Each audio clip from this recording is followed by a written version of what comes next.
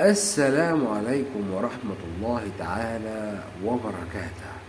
مواليد برج الجوزاء، بيأتيك كارت اليوم ليقول لك romantic feelings. Your feelings are real and worth exploring.